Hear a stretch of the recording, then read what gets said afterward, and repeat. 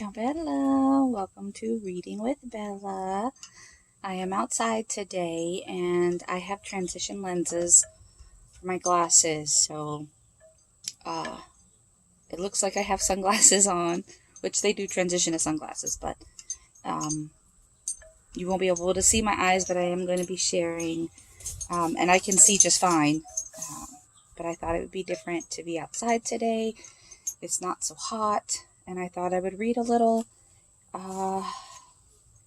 because we are getting closer and closer to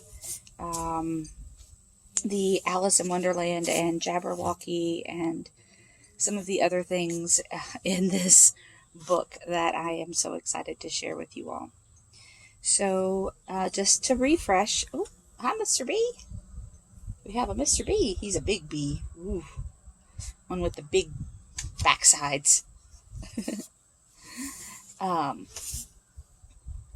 Oh my, he's looking for something. Just to refresh, we are reading from Lewis Carroll. This is a book that I got at the Faulkner House in New Orleans, and I am loving the book. I've read it before, but I'm loving sharing it with you all. And you will hear some traffic. I do live close to a road, so there will be vehicles periodically passing. So today we are going to read this circa 1855 to 1862. It's called Mischmasch. Mischmasch. So I'm going to read the various verses from here. The Two Brothers. There were two brothers at We're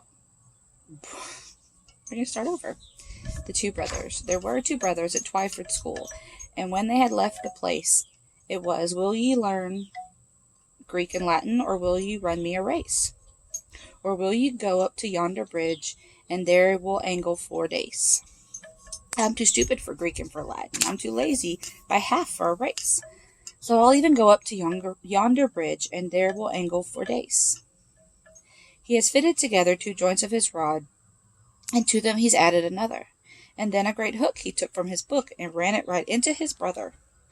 Oh, much is the noise that this made among boys, when playful pelting a pig, but far greater a pother was made by his brother, when flung from the top of the brig. The fish hurried up by the dozens, all ready and eager to bite, for the lad that he flung was so tender and young, it gave them quite an appetite. Sorry about that. Said he, thus shall he wallop about, and the fish will take him quite at their ease. For me to annoy it was ever his joy, and now I'll teach him the meaning of tease. The wind to his ear brought a voice, my brother, you didn't had aught tear. And what have I done that you think it such fun to indulge in the pleasure of slaughter? A good nibble or bite is my chiefest delight, when I'm merely expected to see. But a bite from a fish is not quite what I wish when I get it performed upon me. And just now here's the swarm of dace at my arm, and a perch has got hold of my knee. For water my thirst was not great at the first, and of fish I have quite sufficient. Oh, fear not, he cried, for whatever betide, we are both in the selfsame condition. I'm sure that our state's very nearly alike, not considering the question of slaughter, for I have my perch on the top of the bridge, and you have your perch in the water. I stick to my perch, and your perch sticks to you. We're really extremely alike. I've a turnpike up here, and I very much fear you may soon have a turn with a pike. Oh, but grant me one wish, if I'm took by a fish, for your bait is your brother, good man. Pull him up if you like, but I hope you will strike as gently as ever you can. If the fish be a trout, I'm afraid there's no doubt I must strike him like lightning that's greased. If the fish be a pike, I'll engage not to strike, till I've waited 10 minutes at least. But in those 10 minutes, to desolate fate, your brother a victim may fall. I'll reduce it to 5, so perhaps you'll survive, but the chance is exceedingly small. Oh, hard is your heart for it to act such a part. Is it iron or granite or steel? Why, I really can't say. It is many a day since my heart was accustomed to feel. 'Twas my heart cherished wish for to slay many fish. Each day did my malice grow worse. For my heart didn't soften with doing it so often, but rather I should say the reverse. Oh, would I were back at Twyford School, learning lessons in fear of the birch. Nay, brother, he cried, for whatever betide, you are better off here with your perch. I'm sure you'll allow you are happier now, with nothing to do but play. And this single line here, it's perfectly clear, is much better than 30 a day. And as to the rod hanging over your head and apparently ready to fall, that, you know, was the case when you lived in that place, so it need not be reckoned at all. Do you see that old trout with a turn-up-no-snout? Just to speak on a pleasanter theme. Observe, my dear brother, our love for each other. He's the one I like best in the stream. Tomorrow I mean to invite him to dine. We shall all think of it as a treat. If the day should be fine, I'll just drop him a line, and we'll settle what time we're to meet. He hasn't been into society yet, and his manners are not of the best, so I think it's quite fair that it should be my care to see that he's properly dressed. Many words brought the wind of cruel and kind, and that man suffers more than the brute. Each several word with patience he heard, and answered with wisdom to boot. What, prettier swimming in the stream than lying all snugly and flat? Do but look at that dish filled with glittering fish. Has nature a picture like that? What, a higher delight to be drawn from the sight, a fish full of life and of glee? What a noodle you are! 'Tis delightfuller far to kill them than let go, for them to be free. I know there are people who prate by the hour of beauty, earth, sky, and ocean, of the birds as they fly, of the fish darting by, rejoicing in life and in motion. As to any delight to be got from the sight, it is all very well for a flat, but I think it all gammon, for hooking a salmon is better than 20 of that. They say that a man of a right-thinking mind will love the dumb creatures he sees. What's the use of his mind if he's never inclined to pull a fish out of the teas? Take my friends and my home, as an outcast I'll roam, take the money I have in the bank. It is just what I wish, but deprive me of fish, and my life would indeed be blank. Forth from the house his sister came, her brothers for to see, but when she saw the sight of all, the tear stood in her ee. Oh, what bait's that upon your hook, my brother, tell to me? It is but the fan-tailed pigeon, he would not sing for me. Whoe'er would expect a pigeon to sing, a simpleton he must be. But a pigeon cote is a different thing to the cote that there I see. Oh, wait! Oh, what bait's that upon your hook, my brother, tell me? Is it but the black-capped bantam? He would not dance for me. And a pretty dance you are leading him now, in anger answered she. But a bantam's cap is a different thing to the cap that there I see. Oh, what bait that's on your hook, dear brother, tell to me. It is my younger brother, he cried. Oh, woe and dole is me. It's mighty wicked that I is, or how could such things be? Farewell, farewell, sweet sister, I'm going o'er the sea. And when will you come back again, my brother, tell to me? When Chubbs is good for human food, and that will never be. She turned herself right round about, and her heart brake into three. She said, one of the two will be wet through and through, and the other will be late for his tea. This one has music notes, and it's meant to be a song. I'm not going to do that, but I'll show you the notes. There are notes all along the side here. I'm not going to sing this. You would turn this off if I were to do that. So, I'm going to read it. The Dear Gazelle. I never loved a dear gazelle, nor aught beside that costs me much. High prices profit those who sell, but why should I be fond of such? To glad me with his soft black eyes, my infant son from tooting school, thrashed by his bigger playmate flies, and serve him right, the little fool. But when he came to know me well, he kicked me out, her testy sire. And when I stained my hair, that Belle might note the change, and thus admire. And love me it was sure to die, a muddy green or staring blue, while one might trace with half an eye the still triumphant carrot through.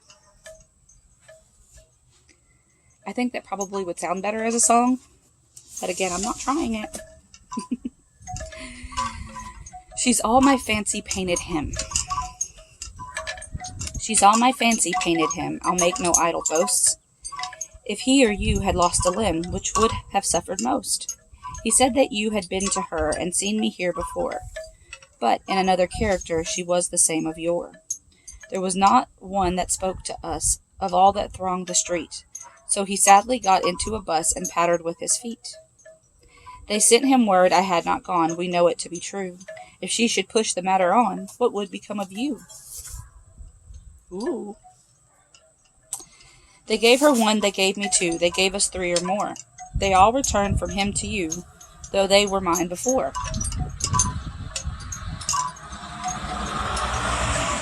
If I or she should chance to be involved in this affair, he trusts to you to set them free exactly as we were.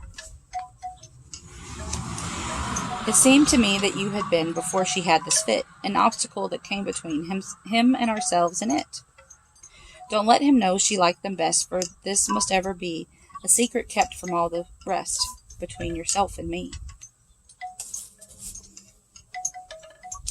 This is from Photography Extraordinaire. The next few, 1, 2, 3, are from that area, and they each have different titles.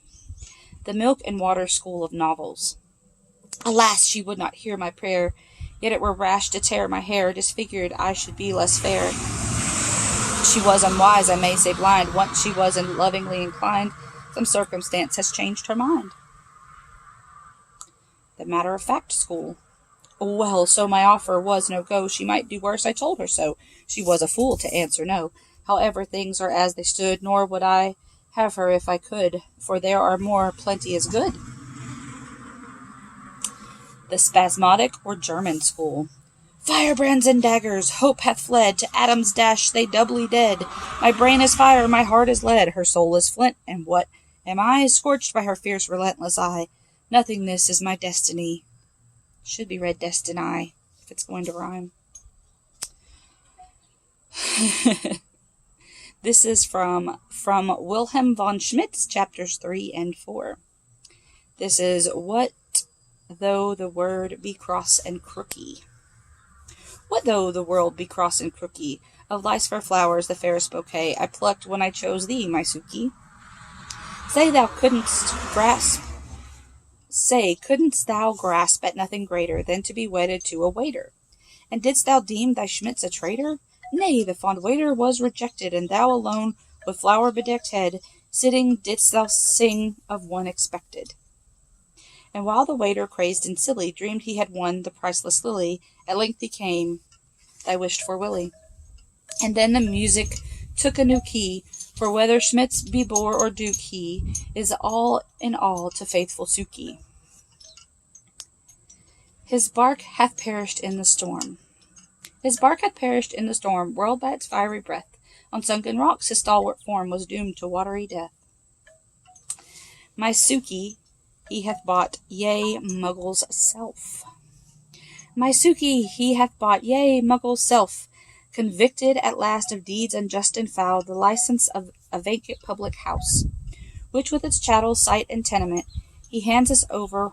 We are licensed here, even in this document, to sell all, snuff, pepper, vinegar, to sell all, ale, porter, spirits, but, observe you well, not to be drunk upon the premises. O Sukie, heed it well, in other places, even as thou listest be intoxicate. Drink without limit whiles thou art abroad, but never, never in thy husband's house. The Lady of the Ladle. So this is separate from what the chapters 3 and 4.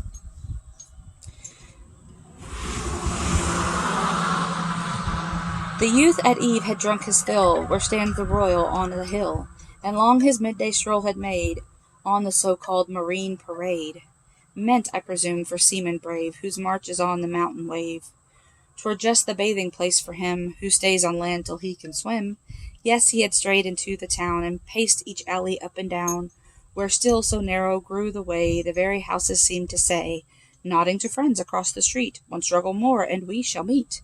And he had scaled that awful stair that soars from the earth to upper air, where rich and poor alike must climb, and walk the treadmill for a time. That morning he had dressed with care, and put pomatum on his hair. He was, the loungers all agreed, a very heavy swell indeed.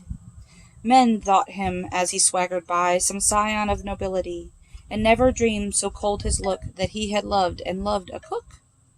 Upon the beach he stood and sighed, all heedless of the rising tide. Thus he sang to the listening main, and soothed his sorrow with the strain. And this is what he sang. I will not again sing. She is gone by the Hilda, she is lost unto Whitby. Her name is Matilda, which my heart it was smit be. Though I take the gall I learn my sorrow, that it won't be, says the crier, be off till tomorrow. She had called me her Nettie, though there mayn't be much in it, and I should have been ready, if she waited a minute. I was following behind her, when, if you recollect, I merely ran back to find a gold pin for my necktie. Rich dresser of suet, prime hand at a sausage. I've lost thee, I rue it, and my fare for the passage. Perhaps she thinks it's funny, aboard of the Hilda, but I've lost my purse and money. Oh thee, oh my Matilda.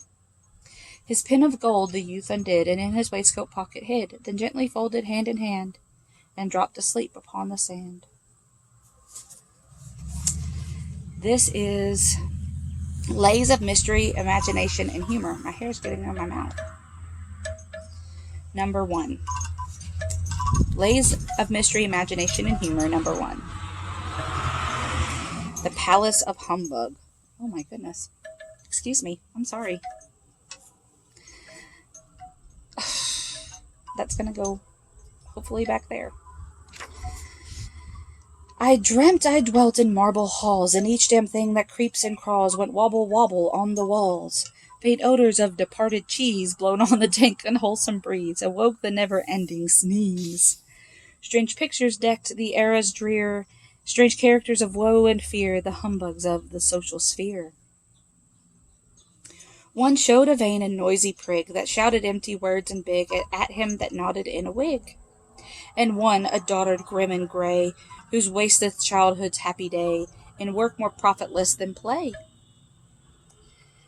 Whose icy breast no pity warms, whose little victims sit in swarms, and slowly sob on lower forms.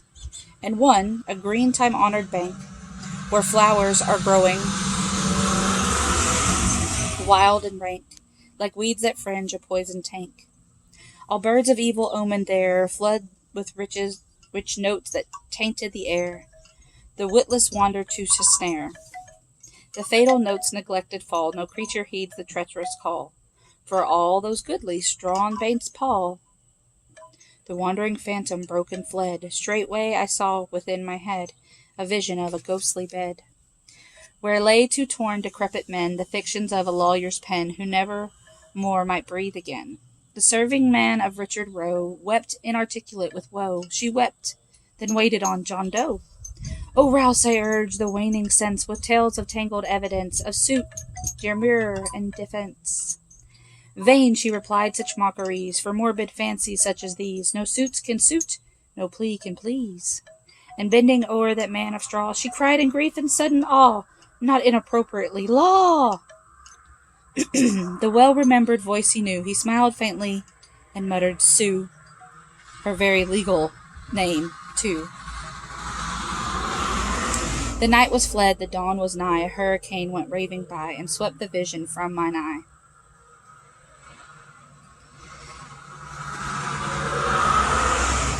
Vanished that dim and ghostly bed, the hangings tape, the tape was red, 'tis Orr and Doe and Roe are dead.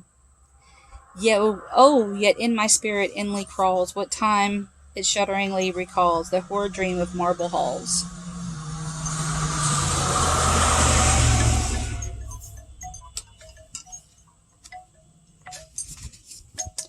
Alright, there's 2 more.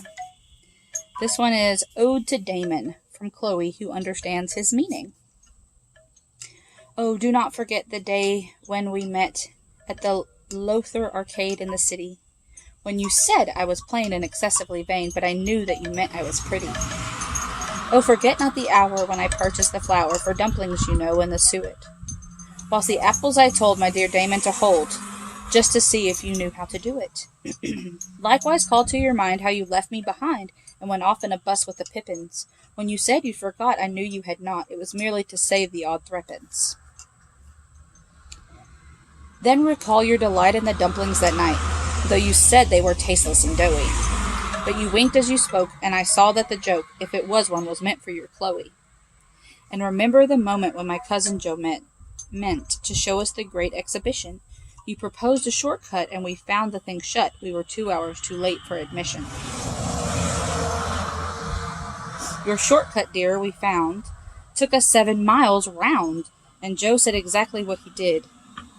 Well, I helped you out then. It was just like you men, not an atom of sense when it's needed. You said, what's to be done? And I thought you in fun, and never dreaming you were such a ninny. Home directly, said I, and you paid for the flight, and I think that you gave him a guinea. Well, that notion, you said, had not entered your head. You proposed the best thing as were come is. Since it opens again in the morning at 10, to wait, oh, you prince of all dummies. And when Joe asked why if a man were to die just as you ran a sword through his middle, you'd be hung for the crime. And you said, give me time, and brought to your Chloe the riddle. Why, remember you, dunce, how I solved it at once, the question which Joe had referred to you. Why, I told you the cause was the force of the laws, and you said it had never occurred to you. This instance will show that your brain is too slow, and, though your exterior is showy, yet so arrogant a goose can be no sort of use to society. Come to your Chloe. You'll find no one like me who can manage to see your meaning you talk so obscurely. Why, if once I were gone, how would you get on? Come, you know what I mean, Damon, surely. The very last one today is Riddle. A monument, all men agree, am I in all sincerity, half cat, half hindrance made. If head and tail removed should be, then most of all you strengthen me. Replace my head, the stand you see, on which my tail is laid. And I am just going to move my mark, and we will get to the next section another time. I hope that you enjoyed it. I hope it wasn't too noisy. If you would prefer that I read indoors, let me know. I thought I would give this a shot. But let me know if it doesn't work. I'll see you soon. Be the change you wish to see in the world. Ciao Bella!